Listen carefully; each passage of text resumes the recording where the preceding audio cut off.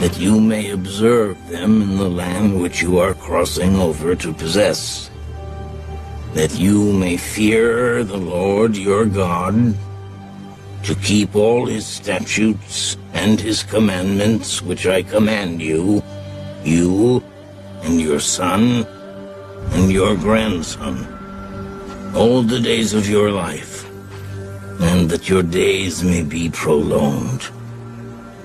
Therefore hear, O Israel, and be careful to observe it, that it may be well with you, and that you may multiply greatly, as the Lord God of your fathers has promised you, a land flowing with milk and honey. Hear, O Israel, the Lord our God, the Lord is one. You shall love the Lord your God with all your heart, with all your soul, and with all your strength. And these words, which I command you today, shall be in your heart. You shall teach them diligently to your children, and shall talk of them when you sit in your house, when you walk by the way, when you lie down, and when you rise up. You shall bind them as a sign on your hand. They shall be as frontlets between your eyes. You shall write them on the doorposts of your house and on your gates. So it shall be, when the Lord your God brings you into the land of which he swore to your fathers, to Abraham, Isaac, and Jacob, to give you large and beautiful cities which you did not build, houses full of all good things which you did not fill, hewn out wells which you did not dig, vineyards and olive trees which you did not plant.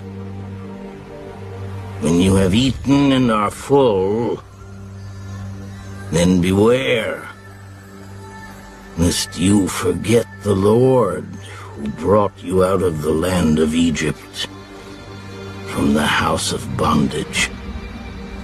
You shall fear the Lord your God, and serve him, and shall take oaths in his name. You shall not go after other gods, the gods of the peoples who are all around you, for the Lord your God is a jealous God among you. Lest the anger of the Lord your God be aroused against you and destroy you from the face of the earth. You shall not tempt the Lord your God as you tempted him in Massa. You shall diligently keep the commandments of the Lord your God, his testimonies, and his statutes which he has commanded you. And you shall do what is right and good in the sight of the Lord, that it may be well with you, and that you may go in and possess the good land of which the Lord swore to your fathers, to cast out all your enemies from before you, as the Lord has spoken. When your son asks you in time to come, saying, "What is the meaning of the testimonies, the statutes, and the judgments which the Lord our God has commanded you?" then you shall say to your son, We were slaves of Pharaoh in Egypt, and the Lord brought us out of Egypt with a mighty hand. And the Lord showed signs and wonders before our eyes, great and severe, against Egypt, Pharaoh, and all his household. Then he brought us out from there that he might bring us in, to give us the land of which he swore to our fathers. And the Lord commanded us to observe all these statutes, to fear the Lord our God, for our good always, that he might preserve us alive, as it is this day. Then it will be righteousness for us, if we are careful to observe all these commandments before the Lord our God, as he has commanded us.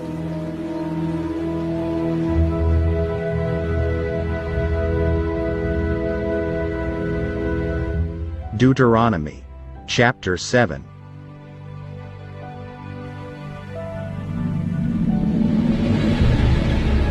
When the Lord your God brings you into the land which you go to possess, and has cast out many nations before you, the Hittites, and the Girgashites, and the Amorites, and the Canaanites, and the Perizzites, and the Hivites, and the Jebusites, 7 nations greater and mightier than you. And when the Lord your God delivers them over to you, you shall conquer them and utterly destroy them. You shall make no covenant with them, nor show mercy to them, nor shall you make marriages with them. You shall not give your daughter to their son, nor take their daughter for your son, for they will turn your sons away from following me to serve other gods